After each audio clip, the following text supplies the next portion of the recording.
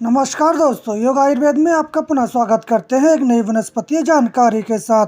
आज हम बात करेंगे एक ऐसी वनस्पति के बारे में जिसका उपयोग भूख बढ़ाने या शरीर में किसी भी प्रकार का दर्द है, सूजन है या स्किन प्रॉब्लम है, लिकोडर्मा है, सफ़ेद दाग है, ऐसे डिसीज़ को दूर करने के लिए इस वनस्पति का प्रयोग किया जाता है।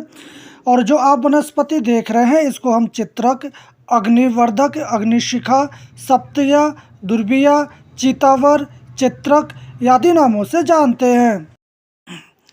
इस वनस्पति को बहुत ही आसानी से आप पहचान सकते हैं क्योंकि यह भारतवर्ष में हर जगह पैदा होती है, कहीं कहीं इसकी खेती भी की जाती है।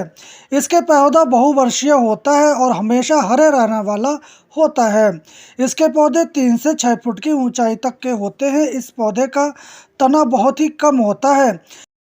जड़ के सिरे पर ही इसको पतली पतली कई डालियां फूटती हैं जो चिकनी और हरे रंग की होती हैं। इसके पत्ते मोगरे के पत्ते की तरह ही लंबे और गोल हरे रंग के होते हैं जो बहुत ही दलदार होते हैं। इसके फूल सफ़ेद रंग के और गंधयुक्त रहते हैं। इसके फूलों की कलगी कोमल शाखाओं से निकलती है जो 1 से लेकर 12 इंच तक लंबी होती है। उसके ऊपर फूल लगते हैं और इन फूलों के ऊपर ही फल लगते हैं और एक फल में 1 से 2 बीज निकलता है। इसकी छाल कालापन लिए हुए धूसर रंग की होती है। इसकी जड़ सूखने पर अगर आप तोड़ते हैं तो चट से टूट जाती है। इसका स्वाद तीक्ष्ण और कड़वा होता है। इसकी जड़ की छाल को औषधीय रूप से उपयोग में लाया जाता है। ये चित्रक कई प्रकार की होती है। जो आप देख रहे हैं ये सफ़ेद चित्रक है। इसी प्रकार काली चित्रक, नीली चित्रक और लाल चित्रक भी देखी जा सकती है।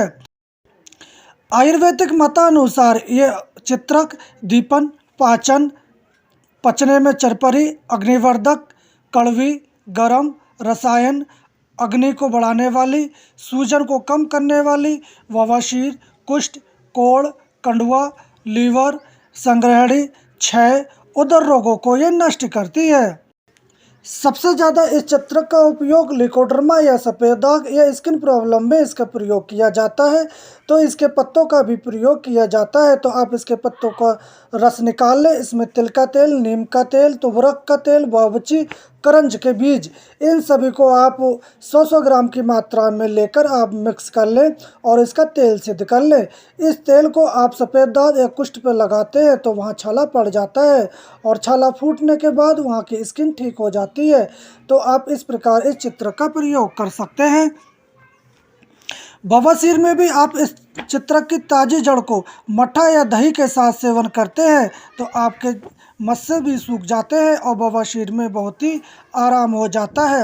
इस चित्रक का एक और ख़ासियत है, इस चित्र को जब भी आप खाते हैं तो आपको पसीना बहुत आता है क्योंकि ये शोधन या जो पसीना वाली ग्रंथियां हैं उसको उत्तेजित करता है और आपका पसीना इसलिए ज़्यादा आता है।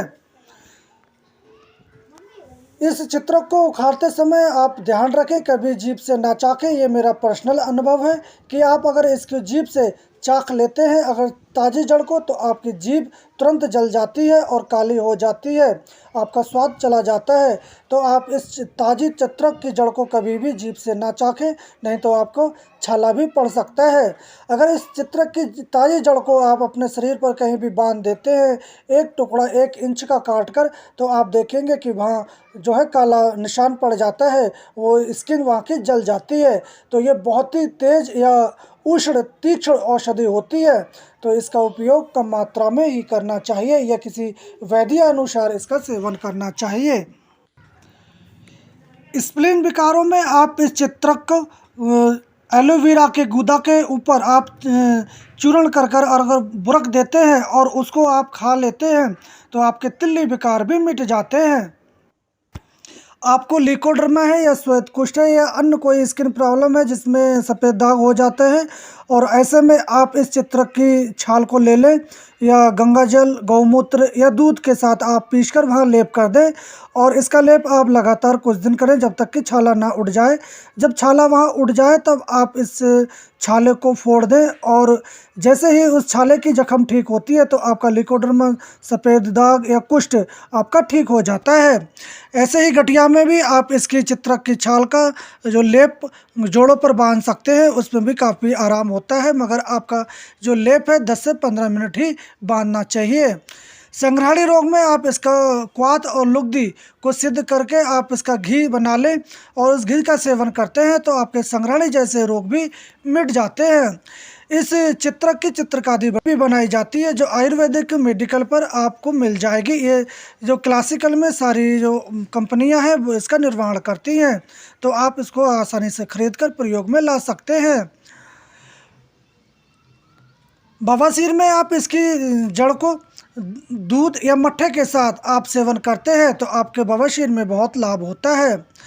कमला या पंडुआ रोग होने पर आप इसका चूर्ण और आंवले के रस में आप 3 बहावना देकर आप गाय के घी के साथ आप रात को इसको चाटें तो आपका पंडुआ रोग भी ठीक होता है।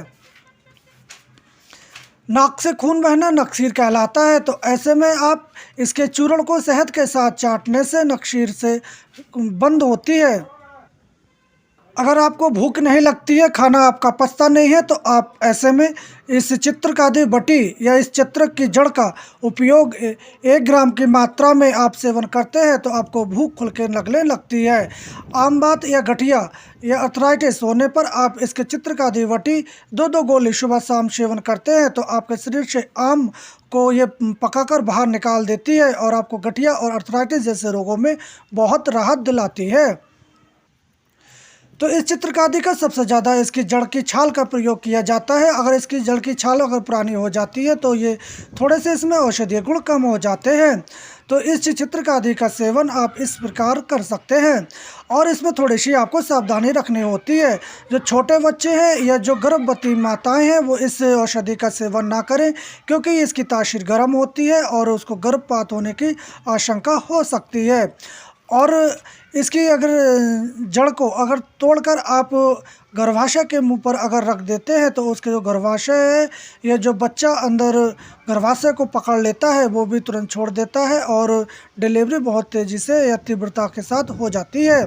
तो ये काफ़ी उष्ण औषधि मानी जाती है।